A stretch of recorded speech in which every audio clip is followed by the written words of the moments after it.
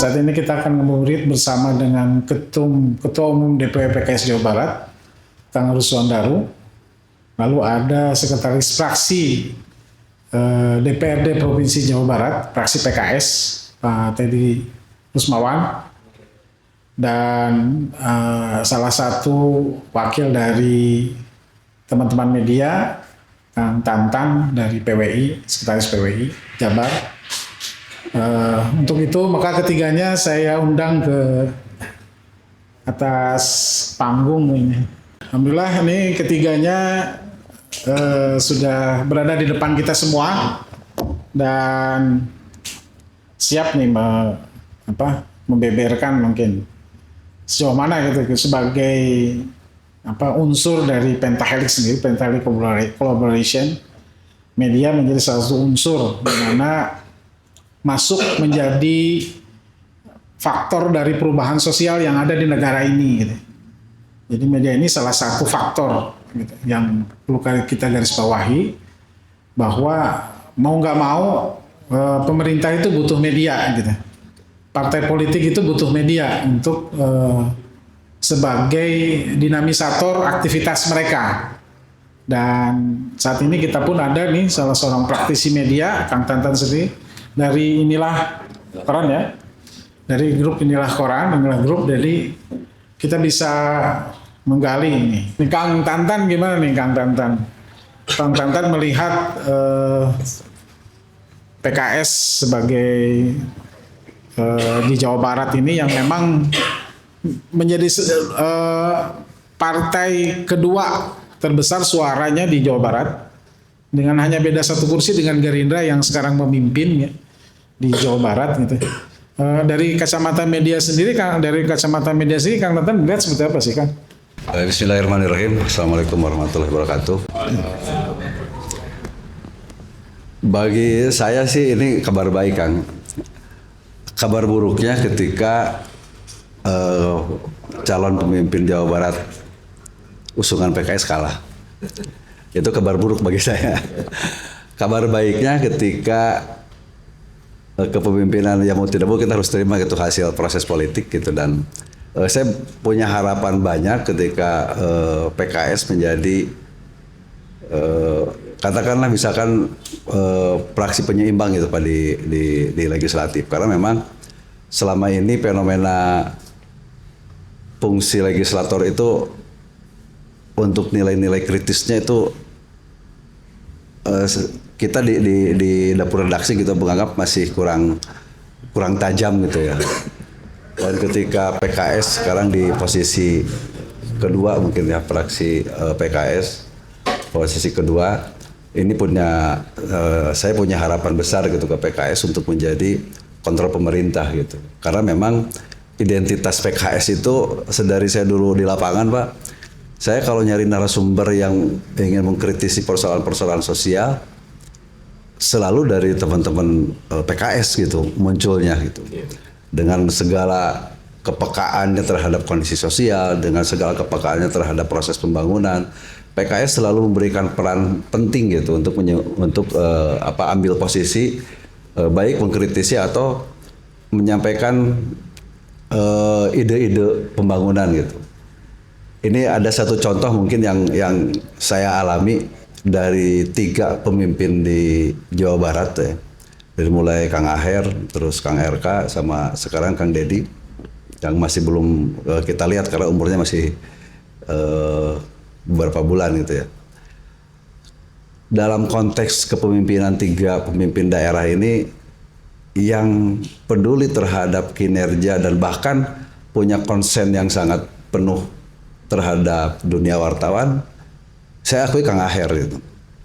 Kang Aher dengan pada saat itu rame konsep post-truth, hoax dan lain sebagainya gitu ya. Kang Aher memiliki gagasan yang sampai dia sama PWI itu dikasih gelar penamas gitu Pak, karena punya gagasan soal media. Kang Aher itu punya gagasan konsep jurnalisme tabayun gitu. Bagaimana menggambarkan bahwa kinerja wartawan dengan seabrek aturannya gitu, ada kode etik, ada undang-undang pers, ada aturan-aturan dewan pers. Kang Aher itu bisa menjabarkan bahwa saat ketika media hari ini itu media itu sebagai gerbang utama untuk melawan hoax gitu. Karena memang lahirnya ada media sosial dan lain sebagainya itu memang sumber informasi, tapi kebenaran informasi itu susah bisa dipertanggungjawabkan gitu. Dah hanya gerbang terakhir itu hanya media gitu yang bisa mempertanggungjawabkannya. Nah dari situ Kang Aher punya gagasan juga bagaimana media itu tidak hanya menjunjung tinggi cover both side gitu ya, tapi cover all side gitu. Itu yang sering saya ingat itu dari ungkapan Kang Aher. Terus kalau di fenomena kedua nih Kang Emil gitu. Kang Emil itu kalau urusan dengan media itu hanya lebih menjabarkan terhadap proses informasi gitu. Dengan jabar-sabar hoaxnya mungkin ya. Karena memang kalau memang tujuannya sama hoax gitu. Kang Deddy mungkin dengan tipologi yang hari ini cara-cara mengkomunikasikan apa yang dia kerjakan lewat komunikasi langsung lewat channel-channel media sosialnya gitu. Dan ini mungkin jadi fenomena baru juga gitu untuk kepemimpinan Kang Deddy gitu, karena masyarakat akan melihat dari dua perspektif mungkin Kang. Yang pertama ketika gaya kepemimpinan seperti itu bisa dikatakan lebih fleksibel gitu. Ngambil keputusan bisa lebih cepat gitu ketika ke lapangan dan lain sebagainya, karena memang yang diterapkan Pak Gubernur sekarang itu dia selalu aktif ke lapangan, mengambil keputusan di lapangan, mengambil solusi-solusi di lapangan. Tapi di sisi lain ada yang punya perspektif lain gitu. Ini ketika unsur kebijakan, karena kan gubernur itu pemimpin yang harus banyak pertimbangan mungkin ya. Di situ ada OPD, di situ ada struktur organisasi pemerintah gitu. Sehingga ini ditakutkan keberadaan struktur pemerintah jadi terdegradasi oleh gaya-gaya kepemimpinan Kang Deddy sekarang. Ya mudah-mudahan kita berharap perspektif itu tidak terjadi gitu ya. Organisasi OPD-OPD di provinsi bisa mengimbangi apa yang menjadi kebijakan Kang Deddy sehingga kepentingan masyarakat bisa terus terakomodir. Dan ini saya berharap banyak nih fraksi PKS bisa terus menjadi kontrol sosialnya untuk kepemimpinan Kang Deddy, karena memang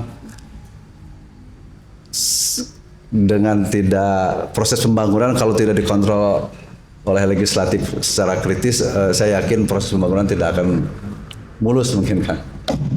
Itu mungkin Kang sementara dari saya Kang. Baik, karena harapannya ini dari praksi, maka sebagai ada garis praksi kita sudah ada di hadapan kita. Apa nih Pak Teddy terkait dengan fenomena baru gitu ya, yang memang baru beberapa bulan ini kita rasakan dengan gubernur yang baru, dengan gaya baru, gaya yang seperti itu gitu ya.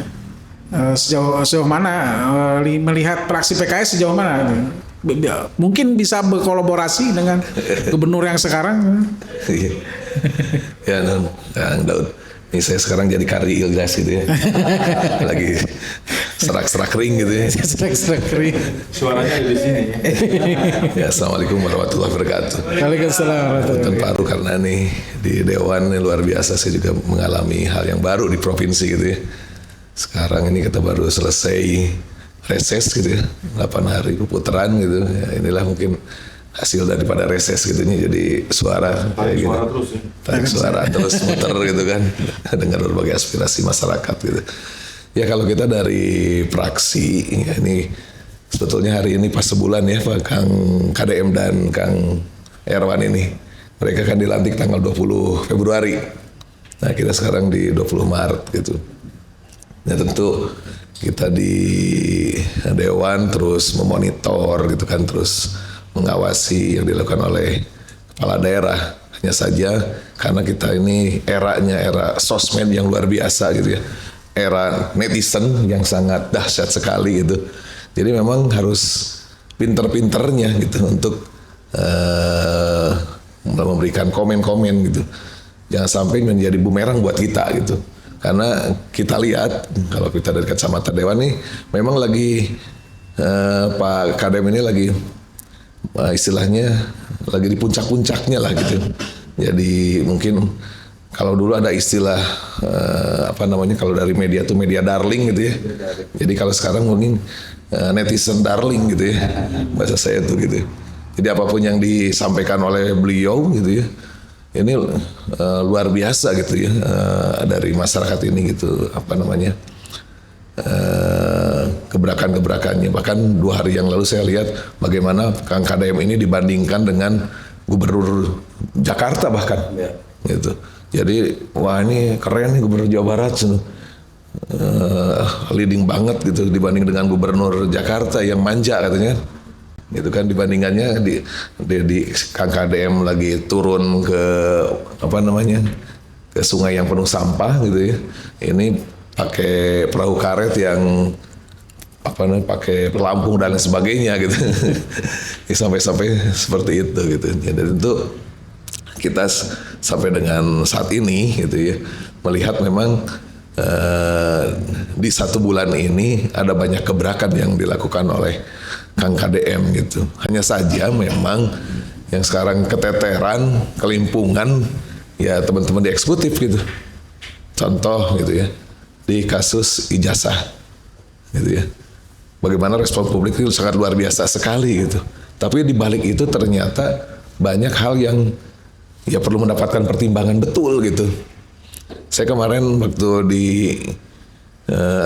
awal pemerintahan Kang KDM setelah beliau menyampaikan terkait dengan ijazah yang ditahan, kita kedatangan rombongan dari Persatuan Pondok Pesantren se-Jawa Barat gitu.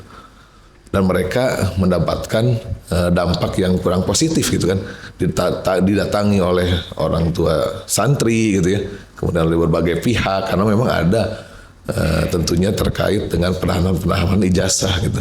Dan ternyata kalau di pesantren itu berbeda betul dengan di SMA maupun di SMK karena ada biaya istilahnya biaya mondok, makan ditanggung gitu kan ya. Kemudian hal-hal seperti sabun lain sebagainya juga itu seringkali ditanggung oleh pesantren gitu. Dan ternyata dari satu pesantren itu ketika mereka curhat, pesantren saya Pak ini tunggakan dari santrinya ini sudah sampai 2,3 miliar gitu. Satu pesantren gitu. Jadi kebayang kalau kami melepas gitu ini kami bisa jalan lagi enggak katanya nih untuk menghidupi biaya makan gitu kan, biaya sehari-hari daripada santri yang memang mondok full 24 jam gitu, seperti itu. Jadi salah satu dampak gitu yang ini harus dicermati oleh kami juga gitu. Termasuk sampai dengan saat ini belum ada keputusan tuh, terutama untuk ijazah yang ditahan di SMA, di SMA SMK swasta. Itu sampai dengan hari ini belum ada keputusan gitu mau seperti apa. Komisi 5 juga sudah mengundang berbagai pihak tapi belum ada keputusan karena dihitung-hitung, mungkin teman-teman media udah ada informasi ya. Setelah dihitung-hitung itu kebutuhan untuk ijazah yang ditahan itu butuh 2 triliun Kang Tan gitu. Butuh 2 triliun menurut informasi dari teman-teman Komisi 5. Kami di DPRD Kota Bandung waktu saya memimpin di DPRD Kota Bandung, Pak Haru itu dihitung-hitung untuk menebus ijazah gitu. Itu butuh 100 miliar gitu. Langsung aja gitu garuk-garuk kepala gitu ketika kita membahas terkait dengan ijazah yang ditahan di Kota Bandung itu sebagai satu contoh. Nah, jadi di satu sisi memang positif, tapi yang paling penting juga yang perlu diperhatikan adalah kesiapan daripada eksekutif itu sendiri. Nah, yang kita kritisi ini bagaimana komunikasi antara Pak KDM dengan dinas itu sendiri. Itu mungkin salah satu catatan penting dari kita di saat beliau ini sekarang menjadi netizen darling gitu ya. Kalau kita masuk ke wilayah sana hari-hari ini, ya tentu bagi kami tidak menguntungkan lah bahasa politisnya mah gitu ya. Kita justru harus memberikan sisi-sisi yang intinya mendukung apa-apa gebrakan-gebrakan ini, tapi memberikan guidance agar tidak kebablasan. Paling di situ sekarang ini kita mengkritisinya gitu. Nah, hari kemarin pagi kita juga tiba-tiba dikejutkan gitu ya. Ada kebijakan pembebasan ataupun pemutihan pajak kendaraan bermotor gitu ya. Ya saya jarang-jarang saya posting Kakang KDM gitu ya. Saya post Tapi ini mah, wah ini penting banget. Saya posting juga gitu di IG saya gitu. Karena ini berpihak kepada masyarakat di saat masyarakat memang kesulitan ekonomi, tunggakan juga pasca Covid banyak gitu kan. Nah ini kan kita harus dukung apa yang menjadi kebutuhan masyarakatnya. Lagi-lagi ketika saya tanya ke Badan Pendapatan Daerah Jawa Barat, ini tuh udah siap bener belum? Gitu. Waduh Pak, kami sedang mempersiapkan. Walaupun mulai hari ini ya. Tadi katanya ada penumbukan di Samsat gitu. Nggak tahu nih, saya belum dapat laporan dari teman-teman. Justru kita juga ingin dapat feedback terkait dengan kondisi di lapangan terkait dengan pembebasan kendaraan bermotor gitu. Karena ini menurut tema saya pribadi, ini sebuah terobosan yang luar biasa sebetulnya. Tiap tahun memang ada pemutihan pembebasan seperti itu, tapi tidak sedahsyat ini gitu langsung dibebaskan habis gitu ya, dari mulai tahun 2024 gitu. Kemarin ada kebijakan pemutihan gitu ya, kita juga membantu untuk melakukan sosialisasi gitu, tapi tidak sampai seperti ini gitu. Makanya ini positif sekali, dan pinternya beliau Kang KDM. Kalau coba simak gitu apa yang dia sampaikan di TikToknya gitu kan. Saya mohon maaf sebagai kepala daerah gitu kan, dia luar biasa dulu gitu ya. Wah ini cago bisa luar biasa gitu ya. Saya mohon maaf kan atas kekurangan pelayanan gitu kan, ini luar biasa gitu dalam konteks komunikasi yang saya selama ini juga mempelajari gitu. Ini dapat banget gitu untuk publik, untuk masyarakat, apalagi netizen gitu. Nah tinggal ya satu-satunya sekali lagi di lapangannya. Nah yang kita kritisi sekarang ini terkait dengan di eksekutifnya ini, seperti yang tadi disampaikan oleh Kang Tantan gitu. Ada sekarang ini sepertinya pukul dulu kayak kumangke gitu. Pokoknya oke dulu publik gitu. Selanjutnya ya sok si mengali kira gitu dari ini eksekutif.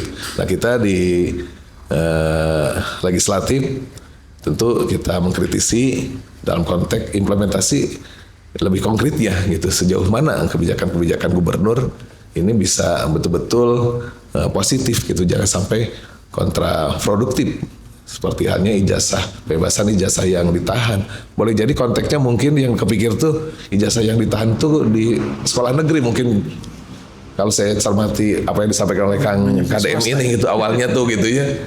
Tapi kan ternyata yang paling dominan itu di swasta gitu. Dan itu kan mendapatkan respon yang sangat keras gitu ya dari teman-teman ini gitu. Nah jadi hal itu positif. Kemudian juga contoh misalkan terkait dengan kemarin kasus di Bogor gitu kan, itu hal yang memang ditunggu-tunggu gitu ya oleh publik gitu. Selama pemerintahan sebelumnya kan yang kerja itu kan di tingkat kabupaten gitu ya, Satpol PP ngebabat dah PKL di sepanjang puncak teh gitu kan. Nah kemarin aku keprok teh nu PKL tano kieu cenah gitu kan, nu dibabat teh gitu kan. Jadi yang elit-elit kayak gini katanya. Nah, cuma kan kita lagi nunggu gitu kan, Astro dibabat enggak gitu kan. Gitu kan. Sudah juga ada warning dari Menpar, katanya jangan sembarangan gitu. Oh gitu ya. Jangan sembarangan ngambil tindakan kepada yang sudah berizin, apalagi itu sudah berizin gitu. Ya. Nah itu udah ada warning dari Menpar terkait itu. Ya ini kan menarik gitu lah. Kalau kita lihat ya seperti itu gitu namanya. Kalau kita sih dalam konteks penegakan hukum ya saya yakin tidak gegabah juga gitu sebetulnya, ada data-data awal gitu sebetulnya, hanya saja kita berharap tidak diskriminasi gitu. Contohnya saya sejak tahun 2004 dengan Kang Haru gitu 2009 kita selalu mempermasalahkan kan kawasan KBU ya, kawasan Bandung Utara. Kalau teman-teman lihat bagaimana saya dulu pernah didemo oleh 17 ormas, mungkin udah oleh 17 ormas terkait dengan Punclut. Itu saya ingat banget tuh di tahun 2005-an gitu ya. Saya menerima aspirasi dari teman-teman aktivis lingkungan di depan dewan, saya orasi saat itu rame gitu. Terkait bagaimana kita mempertahankan Punclut gitu. Bagi teman-teman yang muda kan belum apa singkatan Punclut itu kan. Ayo apa tuh singkatan Punclut? Ayo apa? puncak kemelut sebetulnya. Ini ada di kita gitu, dan di rumah opatan berapa seramai-ramai gitu kan. Karena benteng pertahanan KPU itu ada di Puncelut. Kalau Puncelut itu habis, pasti habis ke timur, dan terbukti sekarang. Itu ketika Puncelut itu di zaman Kang Dada itu diberikan keleluasaan, habis gitu. Nah kita sekarang nunggu kan setelah Bogor, nih gimana nih yang kawasan Bandung Utara seperti itu gitu kan. Apakah sama? Tapi alhamdulillah kemarin ada respon positif, akan dilakukan hal yang sama juga. Nah kita tunggu kapan gitu kan terkait dengan itu. Jadi kalau kami di fraksi betul-betul terus mengamati gitu ya. Karena memang belum 100 hari juga gitu ya. Kita juga biasa nunggu tuh 100 hari. Nah ini baru sebulan. 30 hari kan gitu kan kita ini. Tapi secara umum ya bagaimanapun juga ada hal-hal yang positif kita lihat gitu ya. Ada aspek penegakan hukum, keberpihakan kepada lingkungan, keberpihakan kepada pendidikan, keberpihakan kepada masyarakat yang ekonominya kondisinya berat dengan pembebasan pajak kendaraan bermotor, itu udah positif. Kemarin juga Kang KDM terkait dengan PMKS di Kota Bandung, dia juga masuk gitu ya. Jadi ada anak kecil jualan di Parapatan itu di Gatot Subroto gitu aja, kemudian diambil gitu kan. Nah, dia sudah mulai masuk ke sosial juga. Jadi memang digarap semuanya juga gitu oleh beliau ini gitu. Nah, tentu kita terus cermati, dan ya kita juga akan terus berupaya mengawal agar roda pembangunan di Jawa Barat ini sesuai dengan apa yang disampaikan gitu. Karena kan sekarang ini Jabar istimewa gitu. Ternyata poin pentingnya buat teman-temannya sebagai informasi, karena kemarin juga ketika penyampaian di RKPD yang dimaksud istimewa yang ditafsirkan dan ditafsirkan oleh Bapeda Jawa Barat itu adalah istimewa terutama dalam pelayanan publiknya gitu. Pelayanan publiknya ini saya catat betul gitu. Jadi kalaupun ada keluhan-keluhan nanti dalam pelayanan publik, terutama apa yang menjadi kewenangan dari provinsi, ini akan menjadi hal yang akan menjadi catatan kita sekali gitu. Jadi ini Jabar istimewa. Nah, mudah-mudahan ya kita kawal betul-betul, ini betul-betul istimewa gitu. Setelah juara istimewa gitu levelnya gitu. Juara terus istimewa gitu.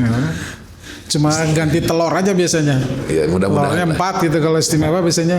Iya, mudah-mudahan ada gebrakan-gebrakan yang dihadirkan tentunya oleh beliau, tapi dalam konteks yang positif gitu ya. Kemudian juga tidak hanya berhenti gagasan ataupun gebrakan ini sampai dengan gubernurnya itu sendiri gitu ya. Itu saja mungkin sebagai pengawal atau trigger untuk diskusi kita hari ini. Assalamualaikum warahmatullahi wabarakatuh.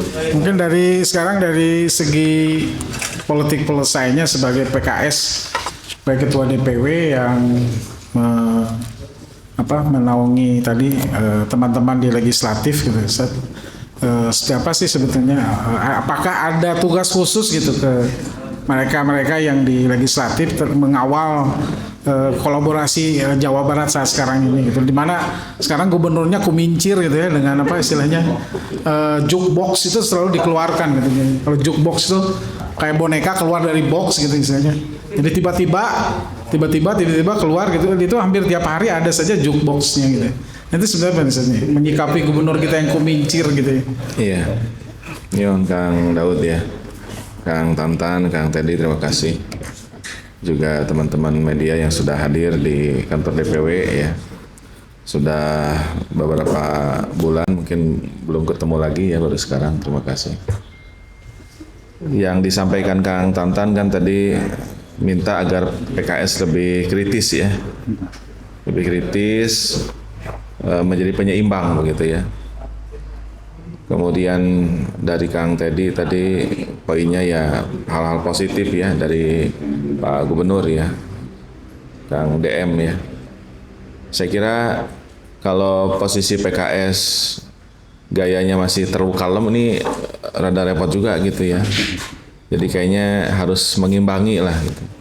Karena Kang DM ini sangat spektakuler ya, saya juga minta nanti fraksi PKS juga mengimbangi lah cukup spektakuler juga gitu. Jadi pedesnya naik level sih. Ya. Jadi mungkin zaman saya ini kan sebenarnya penjaga gawang sebenarnya ketua fraksi itu ya. jaga gawang. Cuma karena teman-teman pada kalem ya kepaksa kiper keluar gitu. Jadi gelandang, kadang-kadang jadi striker gitu ya. Nah, jadi saya kira ya harapan saya juga ke teman-teman fraksi bisa lebih mampu ya mengimbangi Pak Gubernur. Kalau kemarin kan tugas saya mengimbangi Kang Emil ya. Nah, sekarang tugas Kang Teddy dengan Mang Tetep ya sebagai pimpinan fraksi mengimbangi Kang DM gitu. Lebih istimewa ya. Lebih istimewa. Kalau saya kan lebih juara gitu ya. Kalau Kang Teddy wayahna gitu harus lebih istimewa. Jadi mungkin harus agak beda gayanya ya karena gubernurnya juga beda. Iya mah rada agak lain gitu ya. Jadi ya harus menyikapi juga gitu saya kira. Tentu kita konteksnya penyelenggara pemerintahan ya khususnya DPRD dengan gubernur. Jadi tidak ada istilah oposisi saya bilang, tidak ada. Bahkan di Indonesia juga nggak ada oposisi, yang ada tuh mengirim menteri nggak gitu partai politiknya kan gitu. Apalagi di provinsi sekarang kan kepala dinas itu nggak ada utusan partai. Jadi udah pasti di provinsi ini nggak ada oposisi, itu udah pasti. Yang pasti adalah penyelenggara pemerintahan. Oleh karena itu saya minta tadi jangan posisinya menunggu, jangan posisinya mengamati, jangan. Kalau perlu buat irama juga, mewarnai kalau perlu. Kalau Kang DM gayanya begitu, silakan PKS gayanya bagaimana gitu fraksi PKS. Ya misalnya tadi ya konteks kita masuk ke pembebasan ijazah itu bagus. Nah sekarang mungkin PKS ya nge-backup apa demo. Kumaha eta siapkeun atuh 2 triliun atuh. Bayar anu swasta anu suruh membebaskan ijazah itu. Baru selesai gitu saya kira. Jadi kontribusi kita itu bukan mengamati, jangan bukan. Sekarang mah udah aja. Fraksi PKS melalui teman-teman di komisi-komisi rapat dengan kepala dinas semua gitu. Kumaha ya beberes ya gitunya. Nah, dipagari jangan sampai nanti gubernur melakukan sesuatu yang melanggar undang-undang. Nanti jadi repot. Ya, jadi jangan sampai nanti ujungnya seperti Presiden Filipina perang dengan narkoba tapi jadi ditangkap oleh Mahkamah Internasional gitu ya. Karena pelanggaran HAM. Gitu. Ini kan harus kita pagari, jangan sampai itu terjadi. Jadi maksudnya baik ya, misalnya membebaskan ijazah yang ditahan tapi jadi zolim lagi sama pesantren, sama sekolah swasta gitu kan. Nah, kita kan mencegah kezaliman itu lebih utama dibandingkan mengambil manfaat. Nah, jadi PKS ini punya peran menurut saya untuk mengimbangi gubernur karena sama-sama penyelenggara pemerintahan. Kalau PKS tampil setara dengan gubernur, ya kemudian memberikan alternatif, menjagai gubernur supaya jangan melakukan kezaliman, saya kira itu sangat penting. Ya, jadi saya berharap bisa lebih baik lagi, lebih proaktif lagi. Ya bukan hanya masalah lebih tajam kritiknya, menurut saya itu mah biasa aja gitu ya. Kan ari ngobrol memang ngawai gitunya. Kemudian yang kedua pesan saya teman-teman fraksi juga jangan tertekan ya oleh netizen biasa wae gitu. Ya jadi kalau perlu berbeda pendapat juga nggak apa-apa manti netizen juga. Walaupun nanti dihajar dirujak kembali lah. Ya jadi jangan sampai kita pasrah dan tertekan oleh netizen. Nanti jadi ada tirani mayoritas netizen jangan. Nggak apa-apalah. Ya ndak mau bohak atuh. Ya darwe lah gitu menurut saya ya. Jadi saya berharap nanti memang gaya Kang Teddy dengan saya agak mirip ya. Jadi kalem gitu emang agak mirip. Ya mudah-mudahan saya kira bisa tampil lebih lepas ya. Lebih lebih lepas, lebih bebas. Kemudian juga lebih substantif ya. Kasar mah kieu lah. Keun we Kang DM unik gitunya, agak lain tapi masalah Jawa Barat beres gitu. Jadi bukan masalah mengkritisi gaya, kan susahnya. Nah, udah daun rambutna kieu, kan susah. Nah, Kang Tantan kieu, nah Om Ali make kupluk, kan nggak usah saya menyoal kupluk Om Ali kan. Yang penting mah ya acara jalan weh gitu kan. Nah, selesai gitu ya. Jadi saya kira begitu mungkin dari saya. Mangga mungkin dari teman-teman bisa lebih dinamis gitu ya. Terima kasih. Assalamualaikum warahmatullahi wabarakatuh. Baik nih, terkait tadi nih teman-teman mungkin ada netizen darling ya. Ini media ini sepertinya mulai disikut nih gitu ya. Nah, lu nggak ada gunanya gitu kan, bahasanya begitu. Ini gimana nih menyikapinya dengan pola netizen darling yang sedang dijadikan pusaran gitu oleh gubernur kita yang sedang kumincir ini. Ya ini Kang Tantan aja yang dekat nih, Kang Tantan yang dekat terkait adanya pergeseran pergeseran opini mungkin yang tadinya arusnya ke media sekarang ke media pribadi gitu, private media dengan konsep netizen darling tadi gitu. Ya itu jangan jadi kekhawatiran saya tadi ketika misalkan Pak Gubernur memposisikan dirinya sebagai narasumber gitu, sebagai medianya dan juga ya gitu ya. Akhirnya kerja kita jadi sulit gitu. Teman-teman misalkan mau konfirmasi bisa aja misalkan kita jadi susah. Apalagi dia nggak berkantor di Bandung ya kemana-mana. Ya, itu salah satunya. Cuman yang saya khawatirkan itu soal kebijakan juga. Ketika keputusan apa ya, saya mungkin bisa sporadis lah gitu ya, datang ke satu tempat itu spontan itu ya, spontan buat keputusan misalkan kayak kemarin yang di Puncak yang rame-rame, terus yang soal ijazah gitu, terakhir soal banjir, bahkan soal ini juga tadi sempat dibahas soal pajak gitu ya. Saya takut si OPD ini nggak bisa mengimbangi gitu Pak, tidak bisa mengimbangi sehingga para ASN yang ada di Jawa Barat jadi kelabakan gitu. Akhirnya citra fungsi pemerintah jadi terdegradasi oleh hal-hal yang seperti itu. Kepercayaan publik, udah ini misalkan gubernurnya sudah oke, perintahnya sudah jelas A, B, C, D gitu. Tapi kenapa OPD-nya nggak bisa ngejalanin misalkan gitu. Misalkan sekarang bebas pajak, ternyata infrastruktur belum bisa siap gitu. Ternyata Dispenda belum bisa siap melaksanakan itu. Itu harus dihapus ya. Data itu harus dihapus ya. Harus diblok gitu ya. Jadi terus ijazah harus segera dimiliki sama siswa gitu. Ternyata ada persoalan-persoalan yang tidak semudah itu gitu. Ini yang harus jadi catatan juga gitu. Kayak misalkan Puncak aja kan sekarang banyak persoalan lagi kan. Ada hal-hal yang memang ini bisa nggak kira-kira si OPD yang ada di Jawa Barat ini mengimbangi apa yang jadi kebijakan Pak Gubernur gitu. Saya berharap kalau keputusannya luar biasa gitu, dari itu semua keputusannya itu populis gitu. Semua keputusan itu baik gitu yang dilakukan oleh Pak Gubernur. Tapi saya masih meragukan ini perangkat OPD-nya bisa mengimbangi atau tidak gitu. Nah mungkin peran fraksi PKS yang terus harus mempelototi ini. Jangan sampai nantinya hanya sekedar janji gitu. Karena sering itu diulang, melihat peristiwa, mengambil keputusan. Ke tempat lain ada peristiwa, ngambil keputusan.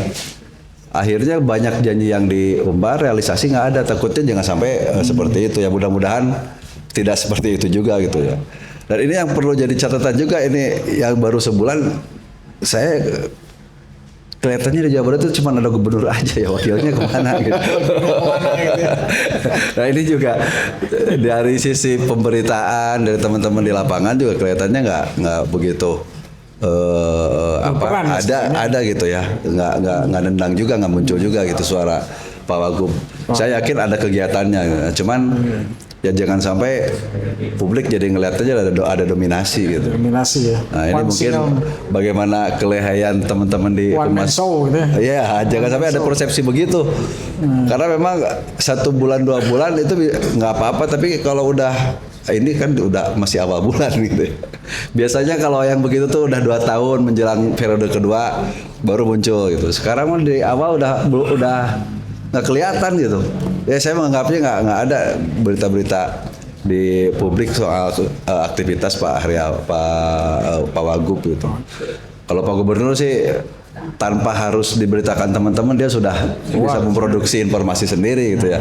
Bukan berita Pak, informasi. Informasi ya, bukan informasi. Dan itulah mungkin yang jadi kekhawatiran saya. Mudah-mudahan ini bisa jadi PR juga buat PKS, termasuk buat teman-teman media sebagai kontrol sosial. Fungsinya bisa dikembalikan bagaimana kita terus mempelototi apa yang menjadi janji Pak Gubernur pada saat dia ada di lapangan. Yaitu yang harus kita pantau, ini bisa terrealisasi atau tidak. Itu jangan sampai masyarakat nantinya, ya mudah-mudahan tidak ya, hanya diberikan janji palsu gitu. Jadi ya karena si OPD nggak bisa mengimbangi itu. Takutnya seperti itu, mudah-mudahan tidak ya gitu ya. Jadi jangan sampai fenomena itu, ya beberapa tahun kebelakang kita juga menemukan hal-hal seperti itu gitu, baik di nasional ataupun di daerah. Ya mudah-mudahan di Jawa Barat ke depan nggak seperti itu. Ada Itu kan. realisasi jelas ya. Ya itu. Ya, terkait dengan fraksi juga nih, sudah ada mandat Pak untuk naik level pedesnya Pak nih Pak. Jadi Ya, naik insya Allah level gitu ya. pedesnya. Salah. Siap. Siap ya Pak? Siap Fraksi 86. PKS sudah siap naik level di pedesnya gitu ya. Termasuk juga saya juga ingin dapat feedback gitu. Barusan gitu, sebelum datang dari sini gitu, saya buka lagi gitu kan di ininya sosmednya beliau. Kita juga ini apa rada terkejut juga gitu bahwa ojol, kemudian tukang beca, tukang sado bakal dapat THR 3 juta. Udah dapat informasi belum? Nggak usah jalan dapat 3 juta. Tadi barusan saya lihat juga barusan. Nggak usah jalan gitu. Aduh, saya khawatir teman-teman yang di ojol-ojol di Bandung gitu ya nanyain oge gitu kan. Itu kumaha mekanisme gitu kan. Nagihna ke mana? Iya gitu kan. Nah ini saya juga minta konfirmasi betul kan. Ada informasi itu. Nah kita juga, aduh ya kumaha itu.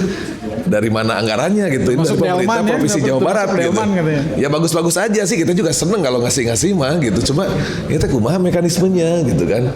Nah ini juga, jadi belum selesai satu ini, nah luar biasa ini gitu. Oh gitu.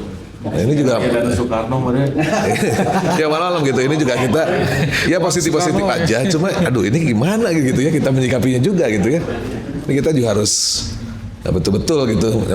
Dan teman-teman juga perlu saya informasikan besok itu kan ada paripurna ya di Dewan itu pagi-pagi nih barangkali ada yang belum tahu gitu kan jam 9:30 kalau tidak salah gitu besok tuh terkait dengan LKPJ. Nah ini juga mangga ditanyakan juga gitu termasuk ya ke pimpinan DPRD juga gitu. Saya juga mau statement sebetulnya gitu terkait dengan mekanisme yang dilugulirkan ini seperti apa gitu karena kita di Dewan ya istilahnya tidak dapat informasi tapi kita juga bakal cari informasi-informasi ini gitu untuk mengawal apa-apa yang menjadi kebijakan-kebijakan dari Pak Wali Kota Pak Gubernur ini termasuk juga kita juga nunggu ini bakal ada nggak terkait pembebasan ijazah yang ditahan ini juknisnya gitu karena yang kemarin itu hanya sudah edaran dari kepala dinas ini sudah kita tanyakan sebetulnya gitu. Harapannya sih kalau memang perlu pergub seperti halnya untuk Bogor ya harus ada pergub sebetulnya gitu karena ini kan menyangkut hajat hidup orang banyak juga idealnya lagi Perda gitu tapi kalau untuk hal yang memang mendesak yes, dan sudah dikonsultasikan dengan Kementerian Dalam Negeri karena setiap pergub juga sekarang harus dikonsultasikan dengan Kementerian Dalam Negeri itu yang menjadi hal krusialnya juga gitu aspek payung hukumnya gitu selain kesiapan dari eksekutif, nah khususnya Pemprov gitu ya, termasuk payung hukumnya gitu, seperti yang disampaikan oleh Pak Harun, jangan sampai ya akhirnya menjadi masalah di kemudian hari kita juga gak mau gitu seperti itu. Itu mungkin tambahan gitu. Yang baru tuh itu gitu. Ya, baru tadi siang saya lihat gitu. Tadi saya sambil duduk. Kan ya. Akan kan yang ninggalinya. Betul ya. Tadi saya padahal media di situ.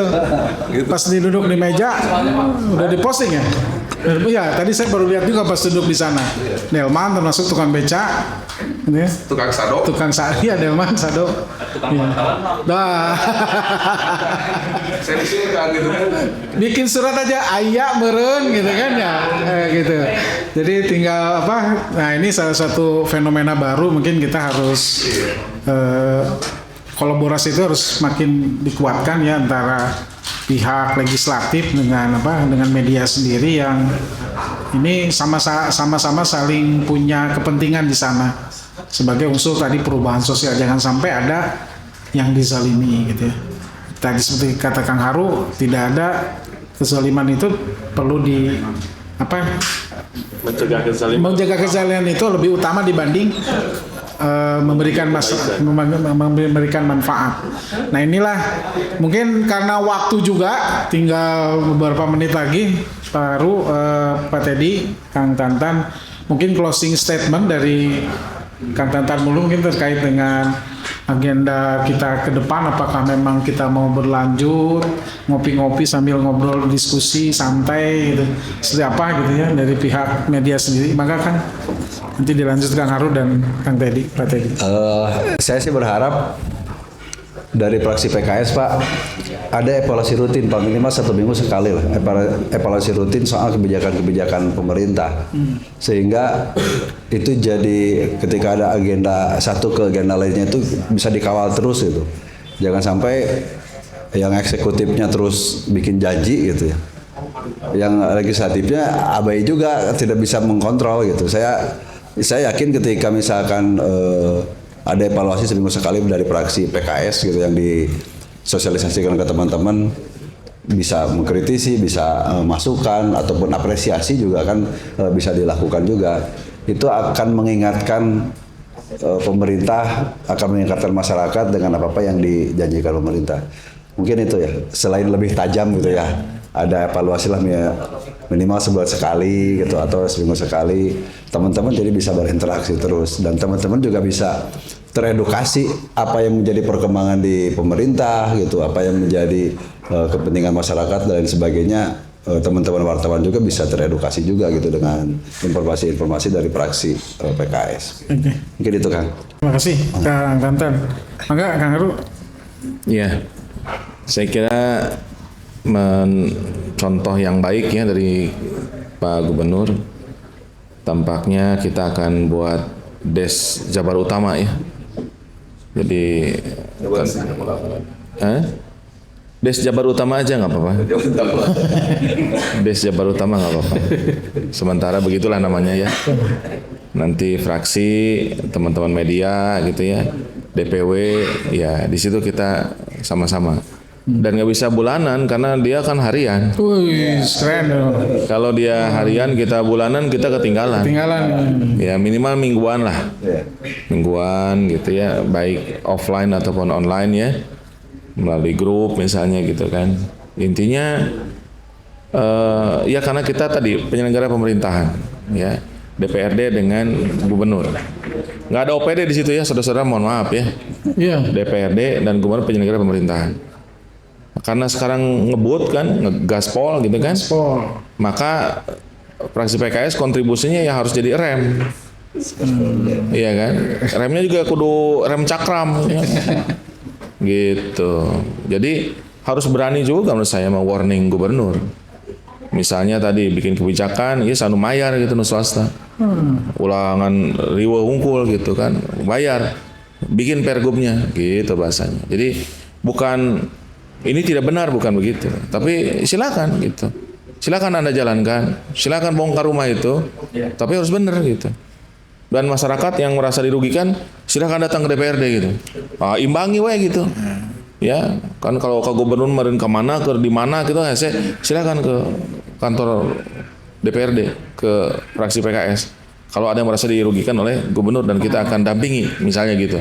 Jadi kita punya masa, Pak Gubernur punya masa, ya mengimbangi dan tentu untuk jawaban yang lebih baik ke depannya begitu ya. Jadi bukan masalah asal beda, bukan ya, tapi justru mengimbangi gitu ya. Kalau kan katanya suami istri kan repok nih, nu hiji rep, nu hiji pok gitu. Jadi jangan pok-pok tong rep-rep gitu ya.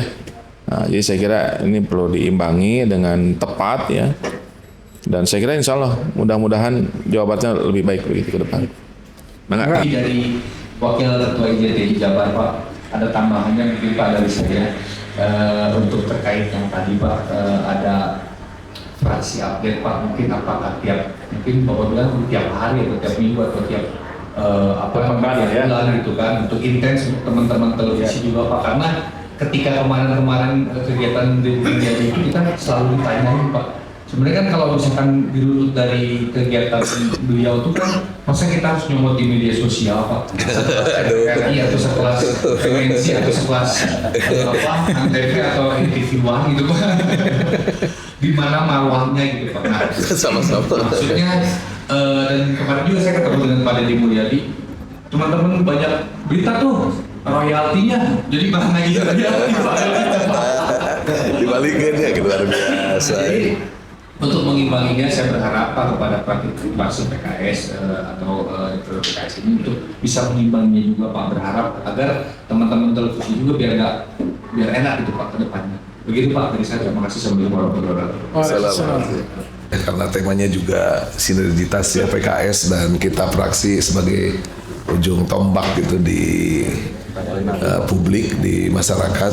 Tentu kita sangat senang sekali gitu teman-teman untuk berkomunikasi, kemudian juga untuk kita sama-sama gitu ya berdiskusi terkait dengan Jawa Barat ini, dan mudah-mudahan gitu ya di bulan Ramadan ini jadi momentum gitu ya untuk kita kemudian lebih bisa optimalisasi lagi gitu terkait dengan berbagai hal, khususnya mengawal pembangunan Jawa Barat. Jadi kami di fraksi insya Allah untuk memberikan informasi-informasi gitu. Coba saja ini sedikit, saya tuh baru gitu ya masuk ke Provinsi Jawa Barat gitu. Jadi seperti agak terkekang oleh adikarya gitu. Saya swear gitu. Saya teh kudu bayar atau ente gitu. Jadi gitu. Gitu jadi ente ini mah dia curhatnya saya gitu nya. Ya terus terang aja gitu, kita sebagai anggota dewan juga rasa beda jeng di kota Bandung gitu ya, kita pola pendekatan dengan medianya, karena saya juga kan sebagai ketua dewan dulu membangun sinergitas juga gitu kan. Mungkin teman-teman yang juga ngeliputi Bandung juga ketika saya jadi ketua dewan kan ada beberapa pertemuan gitu, kita pernah ke Ancol gitu ya, kita pernah juga di mana gitu ya. Jadi ada pola-pola yang akhirnya kita nyaman gitu untuk berkomunikasi. Nah pas masuk ke Provinsi Jawa Barat, aduh sekarang ragu serba salah gitu kan, kita mau ngomong mau apa juga gitu. Nah ini mudah-mudahan ya dengan pertemuan hari ini kita juga semakin cari itu baru salah satu teman-teman teh sok nanya oke di praksi teh kumaha lamun statement teh sudah gitu. Jadi ada kekagokan gitu ya dengan pola yang ada di provinsi. Tapi mudah-mudahan karena saya juga sejak lama membangun komunikasi dengan teman-teman media ini ya insya Allah lah gitu, kita senang banget, semangat banget untuk kita sama-sama untuk ya mengawal lah gitu, karena niatnya kan kita ibadah untuk kebaikan. Itu saja mungkin. Assalamualaikum warahmatullahi wabarakatuh.